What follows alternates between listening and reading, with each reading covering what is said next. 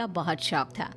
वो पूरा दिन बैठकर हिंदी फिल्में देखती रहती थी और फिल्मों को ही अपनी जिंदगी का सच मानती थी। फिल्में देखते देखते विनीता जी को फिल्मों के डायलॉग बोलने की भी अच्छी खासी आदत पड़ गई थी और इसके साथ वो अपनी बहू पूर्णिमा को परेशान करने का कोई भी मौका पीछे नहीं छोड़ती थी। मम्मी जी, वो पंडित जी के लिए मैंने खीर बनाकर किचन में रख दी है, अलग से निकाल कर रखी है, बस 2 मिनट में आती हूँ मैं।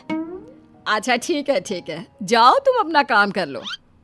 विनीता जी चुपचाप रसोई में जाती है और पंडित जी वाली खीर में बहुत सारी चीनी डालकर बाहर आ जाती है।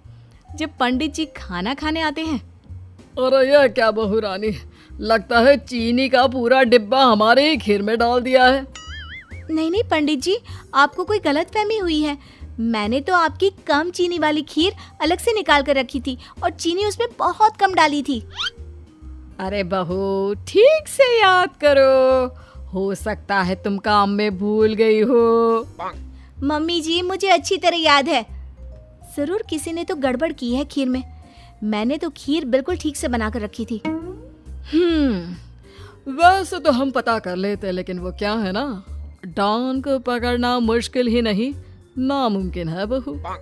क्या मम्मी जी, क्या कहा आपने? अब मेरे कहने का मतलब है कि ये काम जिसने भी किया है उसको पकड़ना बहुत मुश्किल है। मम्मी जी, जो भी हुआ बहुत गलत हुआ।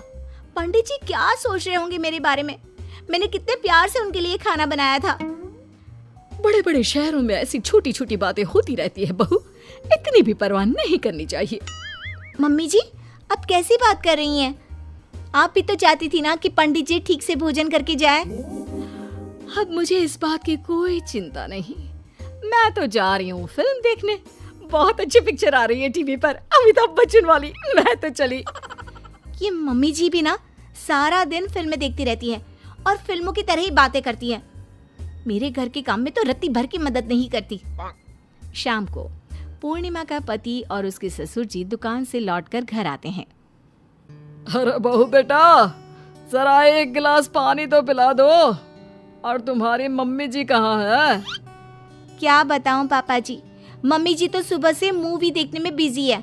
कह रही थी अमिताभ बच्चन की पिक्चर आ रही है, बस उसी में लगी हुई है। माँ को भी ना हिंदी फिल्में देखने की इतनी आदत है कि बस पूछो मत, सारा दिन फिल्में देखती रहती है। अरे लेकिन ये तो गलत बात है ना बेटा, तुम्हारी माँ को बहू के काम में थोड़ी बहुत मदद करनी चाहिए। इन सब लोगों को ये नहीं पता था कि विनीता जी ने सब लोगों की बात छुपकर सुन ली थी और उन्हें ऐसा लगा कि उनकी बहू ने उनके बेटे और पति से उनकी शिकायत करती थी।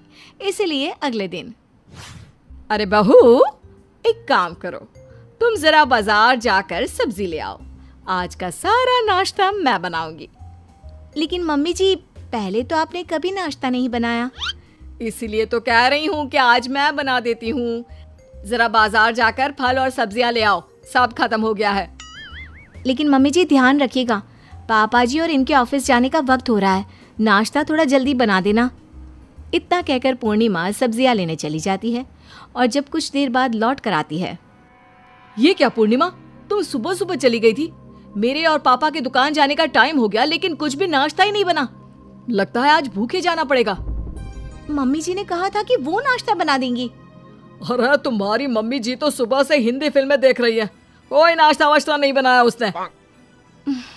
मैं अभी मम्मी जी से पूछ कर आती हूँ कि उन्होंने आखिर ऐसा किया क्यों। पूर्णिमा अपनी सास के कमरे में जाती है। वहाँ पर विनीता जी आराम से फिल्म देखने में बिजी थी। मम्मी जी, ये आपने क्या किया? देखिए पापा जी और ये दोनों भूखे ही दुकान चले गए। आप ही ने कहा था ना कि आप नाश्ता बना देंगी। देखो बहू, जो मैं बोलती हूँ वो मैं करती हूँ और जो नहीं बोलती वो मैं जरूर करती हूँ। मम्मी जी, यहाँ पर बात आपके फिल्म डायलॉग की नहीं है, किसी के भूखे रहने की है। आप नहीं समझेंगी। परेशान होकर पूर्णिमा कमरे से बाहर निकल जाती है। कुछ दिनों के बाद पूर्णिमा की सहेली उसके घर मिलने के लिए आती है। पूर्णिमा अपनी सहेली से बातें करती है। अरे वाह पूर्णिमा, तुम्हारा घर तो बहुत अच्छा है। Thank you so much. मैं तुम्हारे लिए चाय और कुछ खाने को बनाकर लाती हूँ। अरे बहू, तुम्हारी सहेली इतने दिनों बाद आई है, इसके लिए चाय तो मैं बना लाऊंगी। तुम दोनों आराम से बैठकर बातें करो। हाँ अरे वाह, तुम्हारी सास तो बहुत अच्छी है। देखो ना, तुम्हारे लिए चाय भी बना कर ला रही है। तुम्हें कुछ पता नहीं ना, इसलिए ऐसा लग रहा है।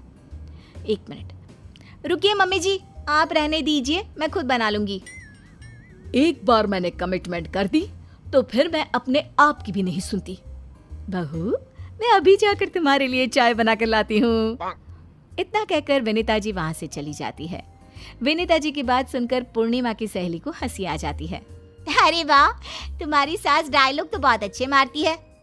हाँ, बस एक यही तो आता है, बाकी तो कोई काम करती नहीं। आज पता नहीं कैसे चाय बनाने के लिए कह दिया। कुछ दिनों के बाद पूर्णिमा की तबीयत अचानक से खराब हो जाती है।